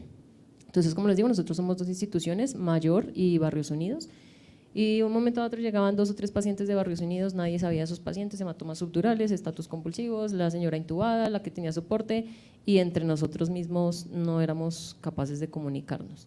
Entonces es un trabajo de educación, es un trabajo de que no estemos peleando con todo el mundo, sino de que vamos a persona ir hablando y mostrando el problema. Entonces, lo que yo les digo, muchas veces no medimos, pero cuando uno empieza a medir y a mostrar, es cuando dicen, sí, efectivamente esa responsabilidad es de otro servicio, o por seguridad, por guía, por lo que sea, pues tienen que venir, ¿sí? Entonces, por ejemplo, con el servicio de cardiología, el hospital, en teoría, ya no tromboliza pacientes, ¿sí? Entonces, no, es que el hemodinamista no viene de 5 de la tarde hasta las 7, 8 de la mañana. La guía nos dice otra cosa, la evidencia nos dice otra cosa, los resultados de los pacientes nos dicen otra cosa. Mire, estamos teniendo tanto porcentaje de supras que no se están llevando a PCI primaria, estando en un centro de 4º nivel, y pues todo eso se ha logrado acordar, ¿sí? Todo eso se ha logrado acordar y obviamente en pro de seguridad y de calidad. Hay otras cosas administrativas que son más difíciles, como los traslados primarios, que no solo pasan en ciudades intermedias, sino que a nosotros nos pasa un montón, ¿sí? Entonces llega el choque cardiogénico remitido de la UCI a urgencias, ¿sí? Entonces eso sigue pasando. Yo voy a seguir una problemática que se presenta de pronto en ciudades intermedias como Cartagena, 2 veces. Estaba en un hospital, del hospital lo sacan como un traslado primario por un bloqueo de 3er grado, lo llevan a un hospital de mayor complejidad aparentemente, allá ingresa, el médico lo ve, le dice aquí no hay UCI, váyase para otro lado, y empezó a trasladarlo así hasta que llegó a Serena del Mar después de haber recorrido 4 hospitales. Obviamente no había convenio con la institución, pero no tiene que solucionar el caso. Ese fue uno de los eventos que presentó, y el segundo fue lo mismo, una ACV. Empezaron a recorrerlo de los diferentes hospitales, y como en los hospitales no hay UCI, no le soluciona nada, llega a Serena del Mar. Probablemente aquí en Bogotá no es que se presente tanto eso, pero yo creo que ciudades intermedias donde hay una institución de 4º nivel, o Bucaramanga hasta de pronto, se van a presentar estos inconvenientes donde hay una institución de 4º nivel donde asumen que están todos los recursos y que se tiene que solucionar todo y que uno se tiene que ser responsable de ese paciente que no lo pudieron ver en los restos de instituciones. Hay una cosa importante, y es que creo que es importante que como dueños de los servicios de urgencias logremos empezar a documentar y a mostrar este problema que tenemos. El problema de referenciación en Bogotá falla, y pues en las ciudades intermedias de verdad es que ustedes no se imaginan las cosas que uno ve que yo pensé que no pasaban. Yo había trabajado como médica general en ciudades pequeñas, en pueblos, pero hay cosas que a uno en serio le parecen increíbles, porque yo venía de una institución donde todo funcionaba, había problemas a veces, el traslado primario, que le mandan a uno de Tunja de la UCI, y uno dice, pero estaba en la UCI, lleva 10 días en la UCI, y en serio, un traslado primario, urgencias, ¿en qué cabeza cabe? Pero definitivamente los procesos de remisión, la comunicación interinstitucional y con los entes regulatorios, pues es nula. Y pues en Cartagena, pues de lunes a viernes, y pues de pronto hasta las 4, de pronto si ya el viernes después de las 4 ya todo empieza a ser más difícil, porque incluso pues no te van a responder. O sea, pacientes que no se lograron remitir adecuadamente en horario hábil, pues ya te los quedaste el fin de semana. Entonces el jueves, viernes es como, tratemos de resolverlo con lo que tenemos. Esta es la realidad de nuestro sistema de salud, y creo que cada institución lo gestiona con base en sus recursos disponibles como institución y con sus recursos regionales. A nosotros nos toca sacar pacientes a Barranquilla. ¿Por qué? Porque Cartagena es una red muy deficiente, en donde además tiene una población con muy bajos niveles de escolaridad, altísima carga mórbida, que no tienen ni siquiera diagnósticos, y te llegan la primera vez y resulta con 10.800 cosas, en donde no hay otro hospital diferente a Serena del Mar donde lo puedan ver. Resultado de la operación, para Barranquilla. Claro, cuánta infelicidad le genera a un paciente que le digan que se tiene que ir a Barranquilla, donde no tiene familia, red de apoyo, donde no pueden, pero pues eso es lo que hay, pues ni modo. A nosotros nos llegan, Cartagena está lleno de CAPs por todo lado, CAP aquí, CAP aquí. Entonces nos llega todo el tiempo traslados primarios de todos los CAPs y ahora se recorren toda Cartagena. Nosotros estamos bien lejos, o sea, hay varios hospitales más cerquita de todos los CAPs. Y ya entonces se toman los 40 minutos de recorrerse Cartagena y nos llevan. Inicialmente nuestros CAPs más cercanos eran los de los municipios aledaños. Pero entonces ahora gozamos de la reputación que incluso en municipios de a 2, 3 e incluso hasta 4 horas de Cartagena están llegando. Entonces, finalmente, no hay una buena red de comunicación entre instituciones. Los entes regulatorios pues no regulan nada ni controlan, los entes de control tampoco controlan, sino que cada quien hace lo que puede. Entonces el rural dice, Dios mío, ¿qué hago? Hiperventila y se sube a la ambulancia y llegó. Fin de la operación. Pero creo que es nuestro deber como especialistas empezar a documentar esto, empezar a mostrarlo y es un campo de interés que creo que todavía somos pocos empezar a trabajarlo. Es complejo igual analizar varias cosas y es de su institución, la nómina de su institución, lo que implica que tenga un especialista, un nefrólogo al llamado, un hemodinamista, un cardiólogo, que cuentes eso y lo multipliques por 30, que adicionalmente tengas que tener en cuenta una ambulancia para tu institución para las emergencias y los traslados emergentes, de cosas que no podemos hacer aquí, pero que en otros sitios sí lo van a hacer y muy seguramente lo van a resolver en cuestión de 20 minutos o menos que se demore el traslado, que adicionalmente tengas que cumplir con el número de atenciones con baja cantidad de glosas, con baja cantidad de quejas, con baja cantidad de reingresos, o sea, sopesar todo esto, de acuerdo con lo que dicen todos, es sentarnos a medir acuciosamente las cosas dentro de lo que podemos hacer, dentro de lo que podemos resolver, obviamente, porque hay cosas que no podemos resolver, o sea, hay cosas que definitivamente yo no puedo resolver tener un nefrólogo en otro horario, o sea, no lo podemos resolver financieramente en mi institución, ¿sí? Entonces, ¿qué hace nuestra institución? Contrata especialistas que puedan resolver un problema emergente, ¿sí? Porque no pueden tener de disponibilidad N cantidad de subespecialistas. Y entonces ahí es donde aparecemos los especialistas de emergencias. Entonces, por ejemplo, en el caso de Jenny, que pues tiene de pronto las herramientas para poder escalar los problemas, estandarizar y fragmentar esas circunstancias y decir, bueno, tenemos unas vías y unas soluciones. En la vida real no funciona tan así, ¿sí? En Bucaramanga, en teoría, tenemos centros muy buenos cardiovasculares específicamente, pero por ejemplo en mi centro yo no puedo hacer una PCI en este momento, ¿sí? Y si mis ambulancias están colapsadas, no las de la institución, las de la ciudad, estoy hablando de mi ciudad, ¿sí? Ese paciente no se puede trasladar en menos de 2 o 3 horas. Y tengo que contar con que esa es la vida real, ¿sí? Entonces, resolver, basado en eso, hay cosas que yo puedo resolver, que puedo cuantificar y que puedo medir, que hay una contingencia a la que tengo que tener. Si no vinieron 3 médicos hoy y hay que atender 100 pacientes, pues tengo que resolver esa contingencia, ¿sí? Y ahí es donde tenemos igual que ponernos la 10 en las buenas, en las malas, ¿sí? Y adicionalmente tenemos que sopesar las eventualidades pues, que se nos puede presentar. Creería yo que en las ciudades intermedias, los niveles de menor complejidad en los que estamos trabajando nosotros, probablemente nos toque un trabajo un poquito más extenuante con respecto a la no derivación, ¿sí? Se tiene que hacer una intervención, una punción, algo que tiene que hacer un intervencionista en teoría, nos toca hacerlo, porque si no el paciente, ¿sí? Colapsa, punto, colapso. Entonces, con respecto a estos casos puntualmente es como lo que nos vemos abocados nosotros. Voy a hacer una pequeña intervención. Yo no estoy metido en urgencias en los últimos años, pero han estado hablando de que hay una dificultad grande con respecto a la información, a los datos. Quien maneja esa información es quien debe mostrar resultados, finalmente no va a mostrar un problema.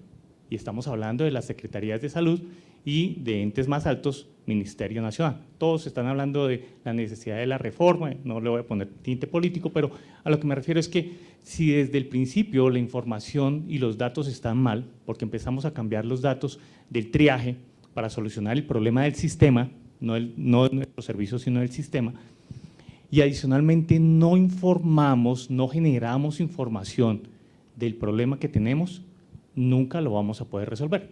Eso ya está establecido. Lo que no se mide, no mejora.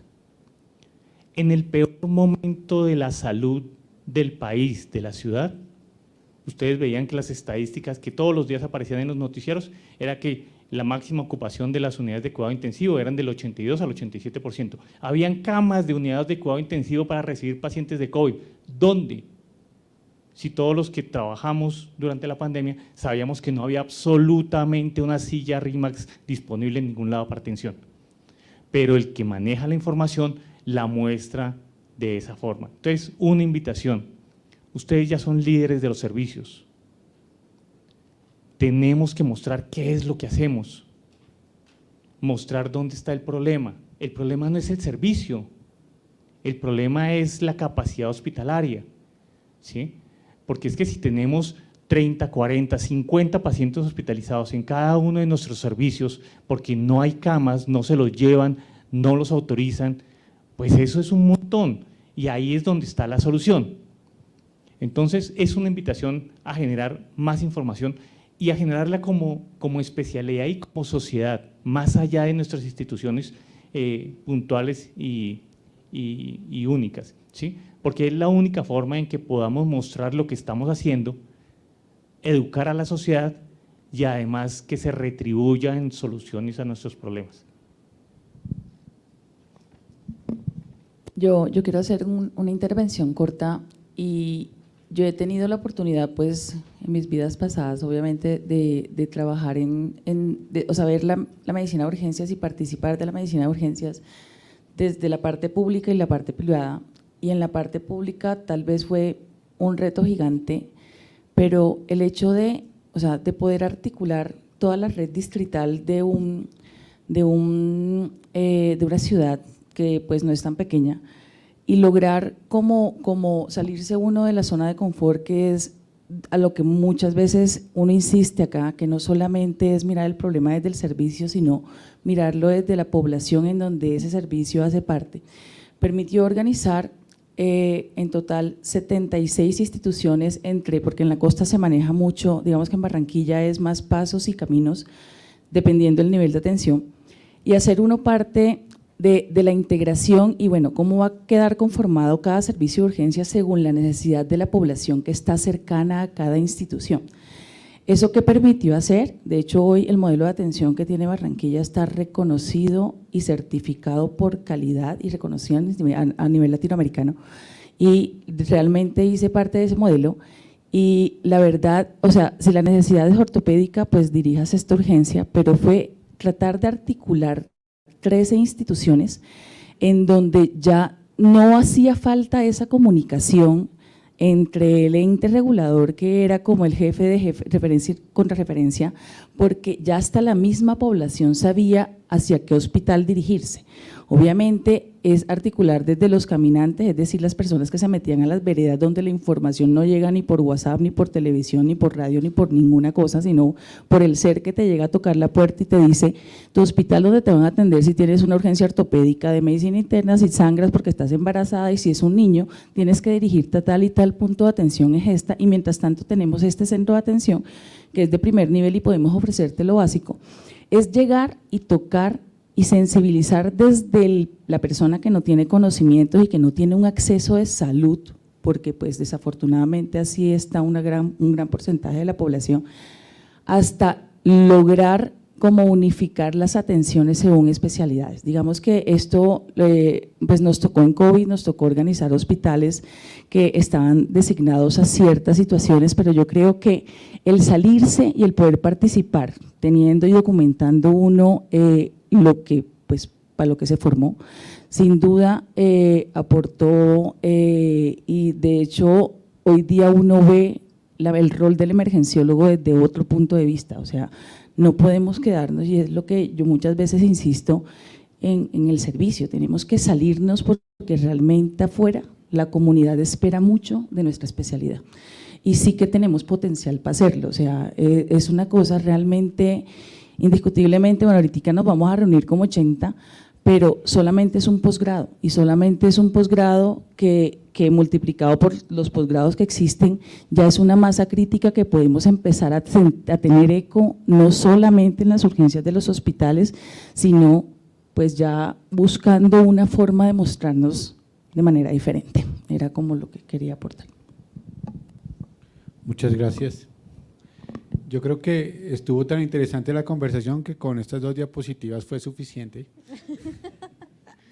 y se cumplieron los objetivos realmente del proceso y era entender un poco la realidad individual de cada uno, pero que finalmente es la realidad nacional y seguramente una realidad nacional que se vive en muchos otros países y que vemos que este problema de el overcrowding, el sobrecupo, el flujo y la atención en los servicios de urgencias es algo mundial y es una de las cosas que pues que seguramente es nuestra responsabilidad en los próximos años participar desde 2 puntos, desde el punto de vista asistencial, pero también subir un poco más de la parte asistencial y tratar de generar cambios culturales que tal vez es lo más difícil, con datos, con información, con publicaciones.